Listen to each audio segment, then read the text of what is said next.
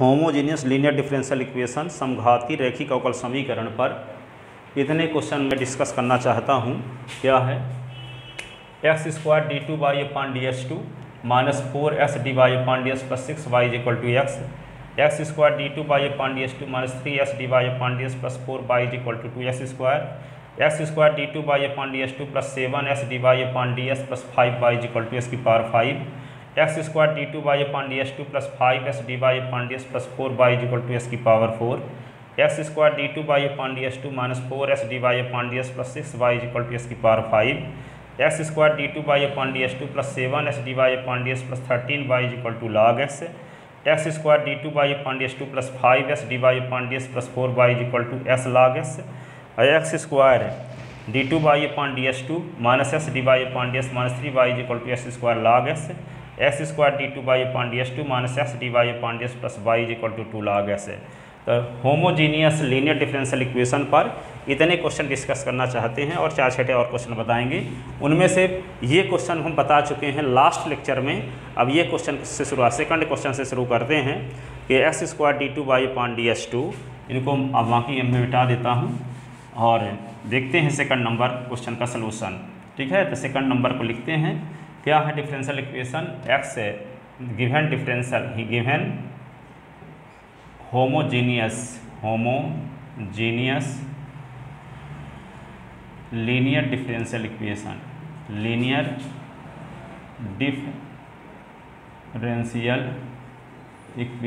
समघाती रैखिक अवकल समीकरण। ये है समघाती रैखिक अवकल समीकरण नंबर 1। तो सबसे पहले क्या मानते हैं हम? x बराबर e की पावर z।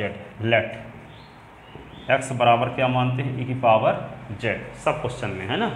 तो क्या लिखेंगे? Taking log on both side. तो log s बराबर log e की पावर z। तो log of x is equal to z log e। ठीक है, इसको हम क्या करेंगे?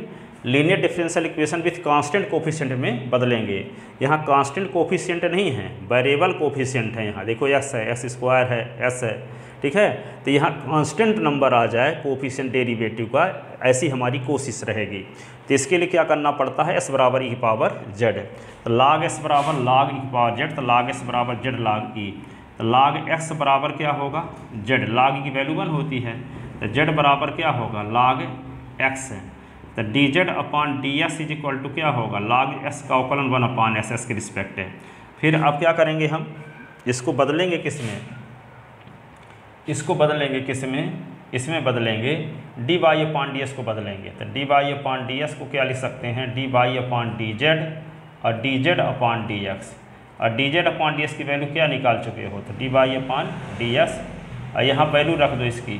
तो 1 अपान एस पहले लिख दिए और d y upon d Z. यहाँ 1 अपान एस लिख दिए, तो इसको पहले इसको बाद में, ये एस को इधर ले आएंगे। तो x d y upon d s is equal to क्या आ गया?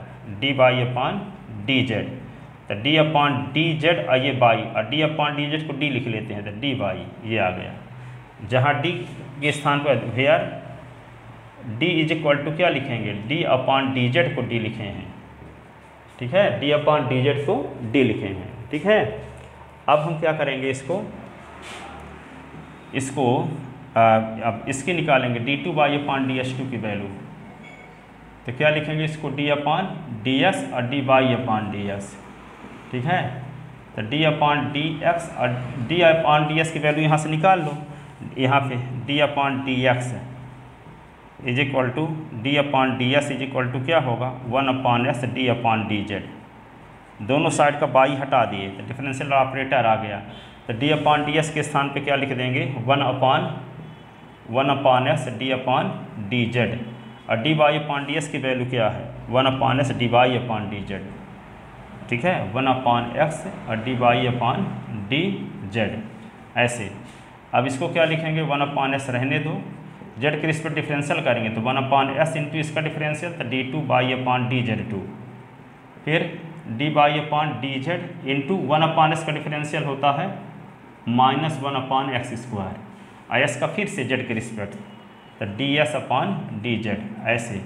तो क्या लिखेंगे? 1 अपान एक्स है और ये 1 अपान एक्स है, और d two y upon d z two, ये 1 upon x square d y upon d z. D s upon d z की वैल्यू क्या है, डी एस अपान, यहाँ से देखो d s upon d z की value, d s upon d z की value x है, इसका उल्टा कर दिए तो यहाँ क्या लिख देंगे एक्स है, ठीक है। तो ये होगा 1 अपान एक्स, ये क्या होगा 1 upon x d two by upon d z two 1 upon x square into x है d by upon d z, ये इससे कट गया तो 1 अपान एक्स दोनों में आ गया, तो 1 अपान एक्स, ये 1 अपान एक्स 1 अपान एक्स, तो 1 अपान एक्स कॉमन हो गया तो बचा क्या d two by upon d z two और d by upon d z. ऐसे ये होगा क्या 1 अपान एक्स स्क्वायर और d two by upon d z two और d by upon d z. ऐसे ये किसकी वैल्यू आ गई है, ये किसकी वैल्यू आ गई है d two by upon d s two की। एक्स स्क्वायर पे इधर ले आओ तो x square d two by upon d s two is equal to क्या होगा, इसको लिखेंगे डी टू बाई, यहाँ पे डी बाई, यहाँ पे क्या लिखेंगे d two by upon d s two is equal to d और डी माइनस वन, ये बाई, ऐसे d d minus one y. अब हम क्या करेंगे, putting above value in equation first, putting above value in equation first, putting above value in equation first, putting above value in equation first, उपरोक्त मानों को एक में रखने पर तो क्या लिख देंगे यहाँ पे डी और डी माइनस वन, ये बाई, और फिर क्या लिखेंगे -3 x d y upon d S के स्थान पे क्या लिखेंगे, x d y upon d S के स्थान पे लिखेंगे क्या डी बाई, ये होगा 4 y is equal to 2x e की पावर जेड लिखेंगे तो ई एक्स के स्थान पे ई की पावर जेड का स्क्वायर, ठीक है। तो ये होगा d square minus d minus 3d plus 4 common y is equal to 2 e की पावर 2z, ठीक है। तो डी स्क्वायर माइनस 4d और प्लस 4, ये बाई इज इक्वल टू क्या होगा 2 ई की पावर 2z। ऐसे जिसका सहायक समीकरण, जिसका सहायक समीकरण क्या होगा m square minus 4am plus 4 is equal to 0।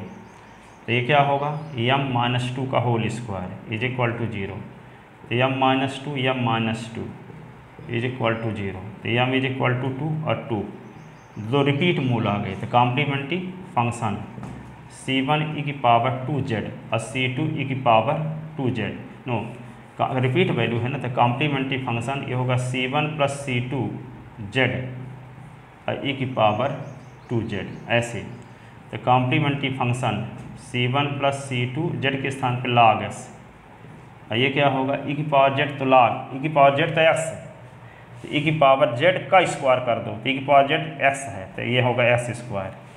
तो कॉम्प्लीमेंट्री फंक्शन ये आ गया c1 plus c2 log x square. ऐसे ये कॉम्प्लीमेंट्री फंक्शन है, ठीक है, कॉम्प्लीमेंट्री फंक्शन। अब क्या निकालेंगे हम पी.आई,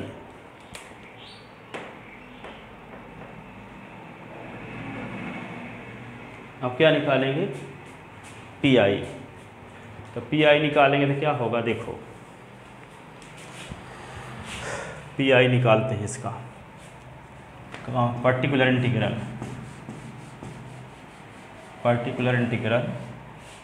तो पी.आई इज इक्वल टू ये होगा 1 अपान क्या होगा d square minus 4d plus 4 और फिर क्या है 2 ई की पावर 2z, ठीक है। अब d के स्थान पे e की पावर में z का गुणांक जो है वे रखते हैं, तो 2 का स्क्वायर 4 होगा, 4 4 8 और यहाँ पे 2 चौको 8, 8 माइनस 8 शून्य हो जाएगा। तो यहाँ कौन सा रूल लगेगा, e की पावर as इंटू भी जो पीछे पढ़े हो, तो हम क्या करते थे 1 अपान fd रहता था और e की पावर s भी, तो क्या लिख लेते e की पावर s को बाहर निकाल लेते थे और d के स्थान पे t प्लस a रखते थे और फिर भी ऐसे। तो यही करेंगे, ऐसा कब करते थे जब e की पावर में जो s का गुणांक है उसको d के स्थान पे रखने से शून्य हो जाता हो। यहाँ जेड का गुणांक 2 है, 2 यहाँ टी के स्थान पर रखते हैं तो ये शून्य हो रहा है, इसलिए ई की पावर 2z को बाहर निकाल लेंगे। P I is equal to e की पावर 2z को बाहर और 1/d के स्थान पर d+2 लिखेंगे। d+2 का स्क्वायर -4d+2 ये होगा 4, और क्या लिखेंगे यहाँ, केवल 2 बचेगा ये वाला। तो P I is equal to e की पावर 2z और 1/d² + 4d+4 -4d -8 और +4 और ये क्या आ जाएगा 2। अब यहाँ पे देखें 40 कट गया, ठीक है। तो P I is equal to क्या आएगा, ई की पावर 2z और 1/, क्या लिखेंगे 4 4 8 से 8 कट गया, तो ये भी तो कट गए, तो 1/, क्या आ गया d² और यहाँ पे 2। तो P I is equal to इसका मतलब क्या हुआ, ई की पावर 2z 1/d और ये 2 और 1/d का मतलब क्या होता है, integration with respect to z, क्योंकि यहाँ d का मतलब d/dz है, तो 1/d का मतलब क्या होगा, z के रिस्पेक्ट इंटीग्रेशन, z के रिस्पेक्ट इंटीग्रेशन। तो P I is equal to क्या लिखेंगे, ई की power 2z 1/d integration of 2 और dz, ठीक है। तो P I is equal to क्या लिखेंगे, ई की पावर 2z 1/d और 2 लिखवे करेंगे और 1 का z के रिस्पेक्ट z 2z, ठीक है। अब इसी को क्या लिखेंगे, P I is equal to e की पावर 2z फिर से इंटीग्रेशन और 2z dz, इसी को क्या लिख सकते हैं, implies P I is equal to e की पावर 2z और ये क्या होगा 2 रहबे करेगा z² इंटीग्रेशन 2 कट गया, तो z² ई की पावर 2z, ठीक है। अब z की वैल्यू क्या लिख देंगे, log s, z की वैल्यू log x, तो log s का स्क्वायर, ई की पावर z को s लिख देंगे तो ये x का स्क्वायर, तो क्या आ गया ये x² log s का स्क्वायर, ऐसे ये आ गया क्या, ये इसका आ गया पर्टिकुलर इंटीग्रल, क्या आ गया पर्टिकुलर x² log s का स्क्वायर, x² log s का स्क्वायर।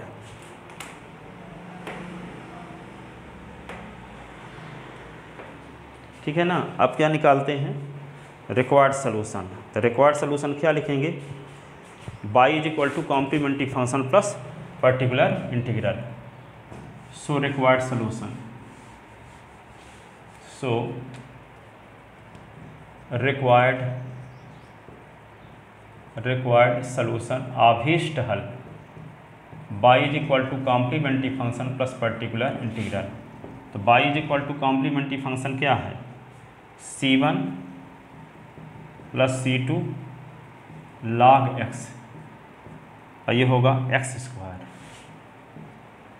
ये है कॉम्प्लीमेंट्री फंक्शन। और पर्टिकुलर इंटीग्रल क्या है, x² log s का स्क्वायर, ऐसे ये पर्टिकुलर इंटीग्रल है। ठीक है, तो आई होप आपके समझ में आया होगा। Thank you so much.